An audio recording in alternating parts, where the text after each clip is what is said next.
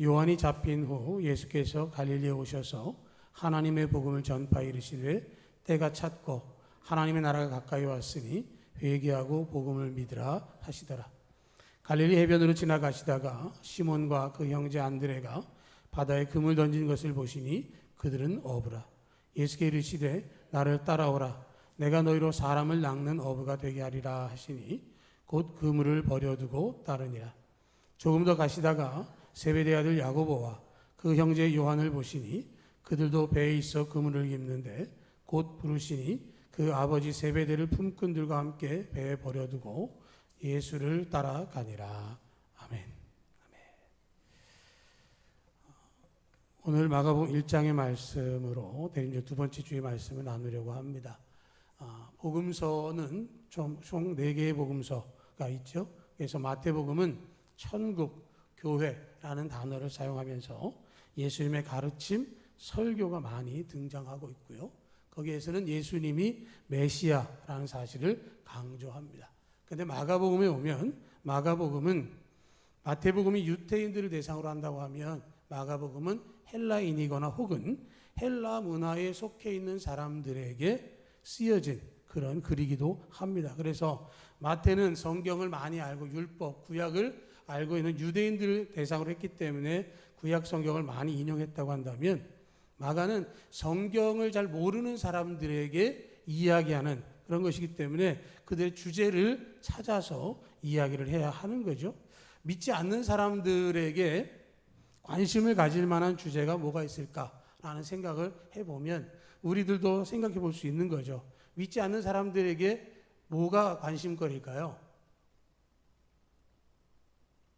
믿는 사람밖에 없어서 잘 모르겠다. 그런 답인 것 같기도 한데요. 믿지 않는 사람들은 부자 되는 거 좋아합니다. 복권이 맞는 거 좋아하고요. 블랙 프라이데이 아시죠? 세일 페스타 뭔가 귀한 거 살 기회가 되면 사려고 하고요. 명품 사려고 합니다. 나가서 사람들을 모으는 방법 가운데는 공짜로 먹을 거나 물건을 나눠주면 사람들이 그걸 좋아합니다. 백화점에서 한정품이다, 사은품을 언제까지 나눠준다, 선착순이다 그러면 새벽부터 가서 줄 서는 사람들이 있습니다. 사람들은 내게 주어지는 것이 공짜고 내게 유익한 것이라고 생각한다면 그것을 다 받으려고 하고 체면불구하고 시간을 내서 그곳에 가려고 합니다. 그런데 오늘 마가복음을 보면 마가는 그러한 상황이 아니라 급박하게 돌아가는 마지막 때를 생각하면서 말씀을 통해서 복음을 전하기를 원합니다. 마태복음에는 아브라함과 다윗의 자손 예수 그리스도의 세계라, 예수의 족보라 해서 족보를 통해서 이야기를 쭉 풀어간다고 한다면 마가복음 1장 1절은 하나님의 아들 예수 그리스도의 복음의 시작이다라는 것으로 출발합니다.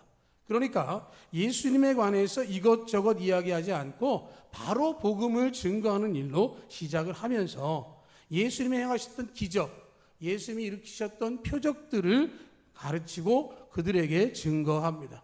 소경이 눈을 뜨는 사건, 38년 된 중풍병자가 일어난 사건, 문둥병이 치료받고 귀신이 떠나가고 죽은 사람이 살아나는 사람들이 상상할 수 없는 기적들이 예수님을 통해서 일어났고 그 예수님은 유대인이든지 헬라인이든지 남자든지 여자든지 빈부 귀천을 막론하고 차별하지 않고 누구든지 만나주신다라는 말씀을 그 앞에 내세워서 복음을 증거했습니다. 그 복음 앞에 헬라의 배경을 가진 사람들도 귀가 솔깃해진 거죠. 공짜로 뭘 주는 것은 아니지만 공감할 만한, 나도 가면 그러한 도움을 받을 수 있겠구나 라고 하는 기대를 가질 만한 말씀을 하고 있는 것이죠. 그래서 다른 복음서와는 달리 이 마가복음에는 예수님의 탄생과 그 다른 사건들이 기록되어 있지 않습니다. 성령으로 잉태되셔서 베들레헴에서 나시고 동방박사 목자의 경배 받으셨고 애굽으로 갔다가 나사렛에서 자라시고 이런 내용들은 다 빠져 있고요. 바로 복음의 시작이다라고 되어져 있습니다. 그러면서 그 다음에 누구로 진행하냐면 세례 요한의 얘기로 진행되는 거죠. 그러니까 마가복음을 보면 예수님의 어린 시절이 없습니다. 예수님이 바로 복음을 증거하셨다라고 하는 것이죠. 그래서 마가복음에는 곧이라고 하는 단어, 즉시라고 하는 단어가 41번 기록되어져 있습니다. 그러니까 예수님께서 세례받으셔서 공생애를 시작하셨다라고 하는 것이죠. 다른 복음서에서는 40일 동안 광야에서 지내시고 마귀로부터 시험 받으셨다라고 되어 있지만 여기에서는 간단하게 기록되고 끝나는 것입니다. 예수님께서 광야에서 40일 계셨고 들짐승과 함께 계셨지만 천사들이 수종 들었다라는 이야기는 그 상황 속에서도 하나님께서 예수님과 함께 계셨고 예수님이 계신 그 모든 상황들이 펼쳐지는 것처럼 우리의 삶의 현장에서도 우리와 함께 하신다라는 말씀을 하고 있는 것이죠. 그래서 13절까지 말씀하시고 14절에서 예수님의 본격적인 사역이 시작이 되는 것입니다. 요한이 잡힌 후에 예수께서 갈릴리에 오셔서 하나님의 복음을 전파 이르시되 때가 찼고 하나님 나라 가까이 왔으니 회개하고 복음을 믿으라 하는 말씀을 하고 있는 것이죠. 다른 복음서에서는 회개하라 천국이 가까이 왔느니라 라고 되어 있지만 마가복음에서는 복음을 설명하는 데서는 좀 더 설명적인 내용이 들어가는 거죠. 때가 찼고 하나님의 나라가 가까이 왔으니 회개하고 복음을 믿으라 라고 하는 것입니다. 예수님을 향해서 회개하고 복음을 믿어서 가까이 온 하나님의 나라를 맞이하자라고 이야기를 하고 있는 것입니다. 회개하고 복음을 받아들여서 하나님 나라 백성이 되는 것은 바로 믿음의 결과다라고 하는 이야기를 하고 있는 것이죠. 마가복음을 통해서 성경에 대해서 알지 못하고 구약적 배경을 모른다 할지라도 예수님을 통한 구원의 은혜를 얻게 하는 것이 마가복음의 기록의 목적이다라고 하는 것이죠. 하나님의 복음을 전파하셨습니다. 복음이라고 하는 것 하나님으로부터 기인하는 것이죠. 이 복음은 하나님을 통해서 우리에게 주어지는 것입니다. 하나님 허락하신 복음은 곧 예수 그리스도입니다. 예수 그리스도께서 하나님으로부터 보냄받으셔서 이 땅에 오셔서 우리를 위하여 공적인 생애를 시작하셔서 광야에서 시험을 당하신 후에 천사들 수용받은 그 후에 오셔서 복음을 증거하시면서 하나님의 복음을 우리가 함께 할 것에 대해서 말씀을 하고 있는 것이죠. 하나님의 나라, 하나님의 복음이 증거되기 위해서 다른 무엇보다도 하나님 우선의 고백이 있어져야 된다라고 하는 것이죠. 그래서 때가 찼고 하나님의 나라가 가까이 왔다라는 것입니다. 때가 찼다는 이야기는 메시아가 오실 때가 되었고 그 메시아가 오셔서 이제 하나님 나라가 가까이 왔으니 맞이할 준비를 하라는 말씀을 하고 있는 것이죠. 하나님의 나라는 공간의 개념이 아니라 하나님의 통치가 임하는 곳입니다. 하나님의 사람이라고 말할 때 그 사람은 하나님의 공간에 있는 것이 아니라 하나님의 통치를 받아들이는 것을 하나님의 사람이 되었다라고 말하고 있는 것이고요. 지금 이스라엘 백성들에게는 예수님이 그들의 눈앞에 보이게 서 계신 것을 통해서 하나님의 나라가 왔다는 것을 그들에게 선포하신 것이죠.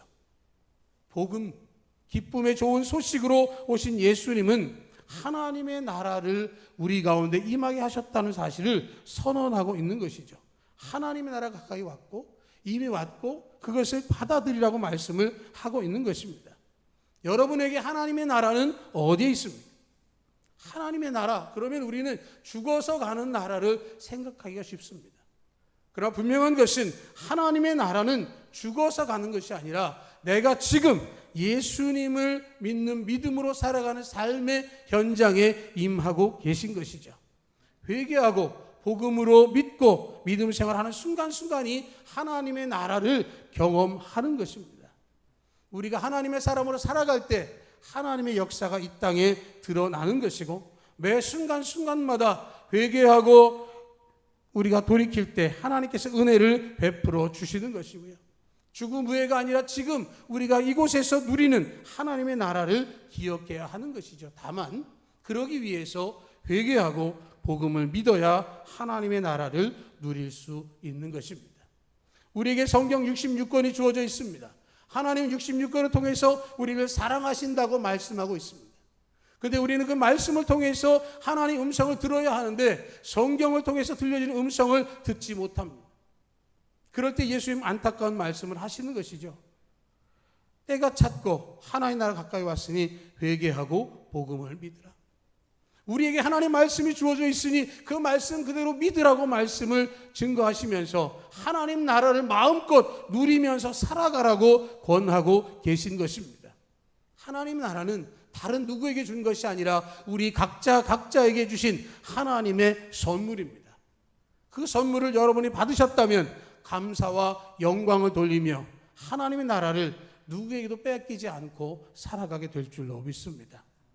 하나님의 나라를 위하여 대림절 둘째 하나님의 나라를 우리에게 주시기 위해서 오신 그 주님을 간절히 소망하고 진짜 회개와 글쎄 믿음의 고백을 드릴 수 있기를 축복합니다. 주님의 오심에 대하여 우리는 이 마가에 있는 이 말씀 세례 받으시고 사역하신 이 장면으로부터 출발하지만 그분이 오신 그 모든 목적의 첫 모습 속에서 우리를 향한 우리가 겪을 만한 모든 상황들을 동일하게 겪으셨던 분이라는 사실을 히브리서의 말씀 속에서 기억한다면 우리 역시도 그런 믿음의 길에서 주의 뜻을 분별해야 하는 것이고요. 그렇게 오신 주님께서 하나님 나라를 위하여 들어갈 사람들을 부르시기 시작을 하는 것이죠. 16절로 18절을 보면 갈릴리 해변으로 지나가시다가 시몬과 그 형제 안드레가 바다에 금을 던지는 것을 보시니 그들은 어부라. 예수께서 이르시되 나를 따라오라. 내가 너희로 사람을 낚는 어부가 되게 하리라 하시니 곧 그물을 버려두고 따르니라 라고 말씀하십니다. 예수님의 이름의 뜻은 자기 백성을 구원할 자라는 뜻입니다. 자기 백성. 하나님 나라의 백성, 하나님 나라에 들어갈 사람을 예수님께서 부르신다라고 하는 것이죠. 예수님으로부터 부름받은 사람은 하나님 나라에 참여하게 되는 천국 백성의 특권을 갖게 됩니다. 여러분들은 다 부름받으신 줄로 믿습니다. 여러분들은 회개와 복음과 믿음을 경험했습니다. 근데 여러분 그 믿음이라고 하는 것 여러분이 야, 나 믿어야지 해서 시작된 분은 없습니다. 하나님께서 우리에게 믿음을 선물로 주셨고 구원을 은혜로 베풀어 주셨습니다. 그렇기 때문에 우리가 그것을 경험하고 있는 것이고요. 갈릴리 호수의 제자들처럼 예수님께서 부르셨습니다. 시몬과 그 형제 안드레를 부르시면서 나를 따라오라. 내가 사람을 낚는 어부가 되게 하리라 하고 말씀하셨습니다. 예수님께서 그들을 부르시면서 하신 말씀 나를 따라오라 라는 거죠. 고기 잡는 어부였던 그들을 나를 따라오라 그러시고는 내가 너희로 사람을 낚는 어부가 되게 하리라 하고 말씀을 하셨습니다. 예수님께서 나를 따라와라 하는 말씀을 하실 때 뭐뭐뭐 마무리하고 뭘 정리하고 뭘 끝내고 어떤 자격을 갖춰서 아닙니다. 나를 따라오라 하는 말씀은 무조건 즉시 따라오라는 말씀을 하고 있는 것이죠. 따라오라고 하는 이유는 사람을 낚는 어부가 되게 하리라. 지금은 너희가 갈릴리 바닷가에서 잔뼈가 굵을 정도로 어부로서 생활했다고 한다면 이제 나와 함께 동행하며 하나님 나라를 경험하고 그들이 경험한 하나님 나라를 증거하는 증인의 삶을 살아서 다른 모든 사람들에게 하나님 나라를 증거하는 복음의 증인이 되자고 말씀을 하고 있는 것이죠. 그 말씀을 했더니 18절에 곧 그물을 버려두고 따랐다라고 하는 것이죠. 곧 따랐습니다. 사람을 낚는 어부가 되게 하리라 하신 말씀 앞에 베드로와 안드레가 그들의 고기 잡는 일을 멈추고 그물을 버려두고 예수님을 따라갔습니다. 두 형제 간에 어떤 이야기가 있었는지도 없습니다. 예수님을 부르셨더니 그 두 사람이 예수님을 따라 나섰다라고 하는 것이죠. 그 말씀 앞에 주저함 없이 즉시 그대로 그물을 버려두고 예수님을 따라갔어요. 예수님이 부르실 때에는 그 사람을 찾아가셔서 직접 말씀해 주시는 것이죠. 구약의 믿음의 조상들을 보면 하나님께서 부르십니다. 모세, 기드온, 사무엘, 에스더 다 하나님께서 부르셔서 사용하셨습니다. 신약에 등장하는 많은 사람들, 12 제자와 디모데와 디도 이런 모든 사람들, 사도 바울까지 다 하나님께서 부르시고 그들을 제자로 삼아서 증인으로 사용해 주셨습니다. 하나님 부르시면 그 부르심에는 후회가 없습니다. 하나님 부르시면 부름받은 자는 하나님의 나라를 체험하는 은혜를 누리게 되고요. 하나님의 나라를 증거하는 증인의 삶을 살게 되어지는 것이죠. 나를 따라오라. 내가 너희로 사람을 낚는 어부가 되게 하리라 하는 말씀 앞에 베드로와 안드레는 즉각적이고 절대적인 순종으로 반응하게 되어졌습니다. 예수님이 나를 부르셨다. 예수님이 나를 찾아오셨다라고 한다면 순종할 수밖에 없는 게 우리의 인지상정인 것이죠. 우리 안에 내주하신 성령을 통해서 하나님의 음성을 듣게 하시고 우리를 부르셨을 때 그 음성 앞에 우리는 절대적인 순종으로 나아가야 할 줄로 믿습니다.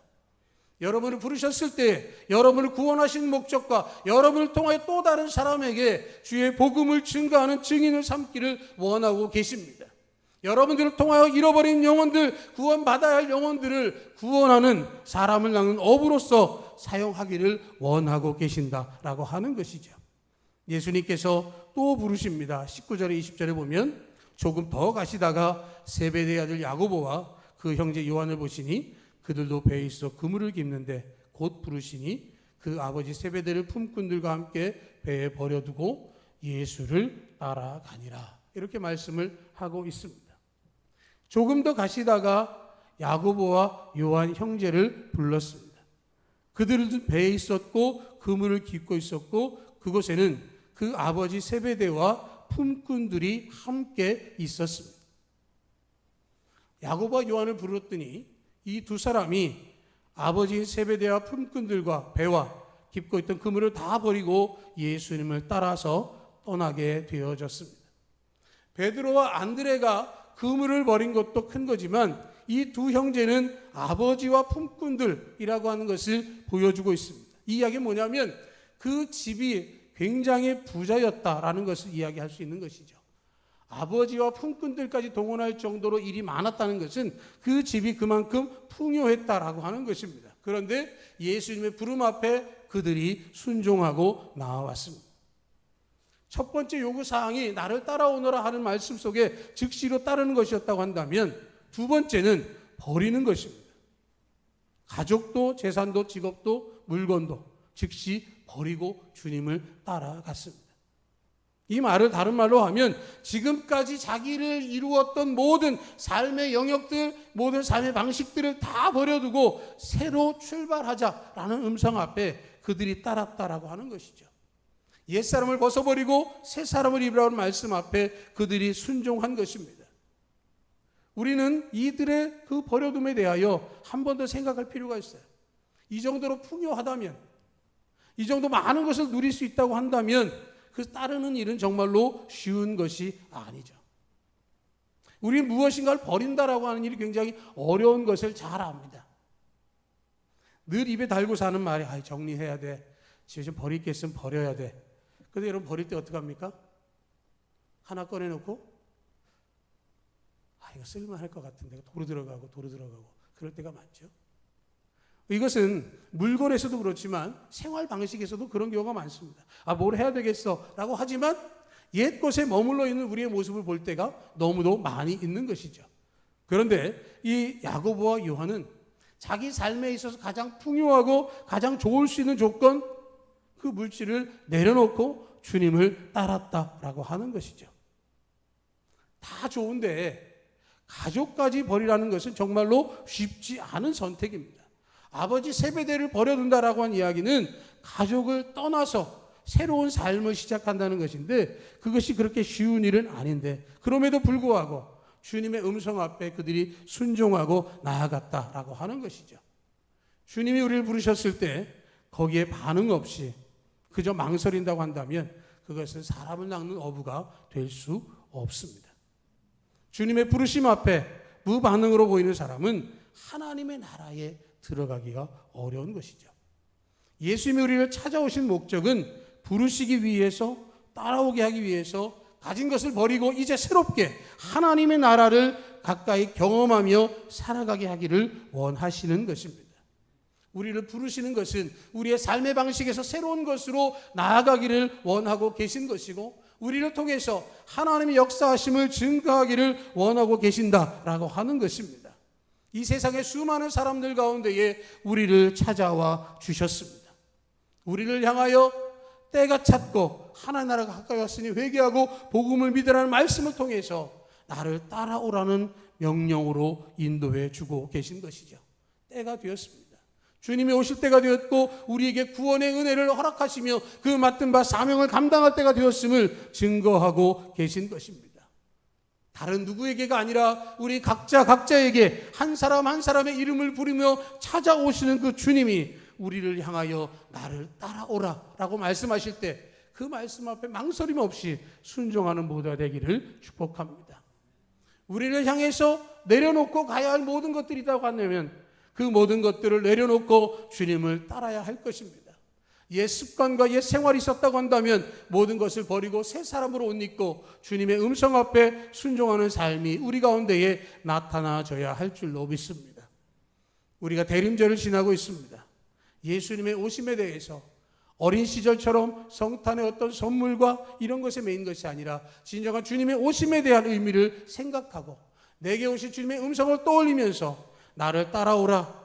그럴 때 모든 것을 버려두고 따랐던 4명의 사도들과 같이 우리에게 들리신 그 음성 앞에 결단하고 순종함을 통해서 증인과 제자의 길로 당당하게 나갈 수 있는 우리 모두가 되어지기를 주님의 이름으로 축복합니다.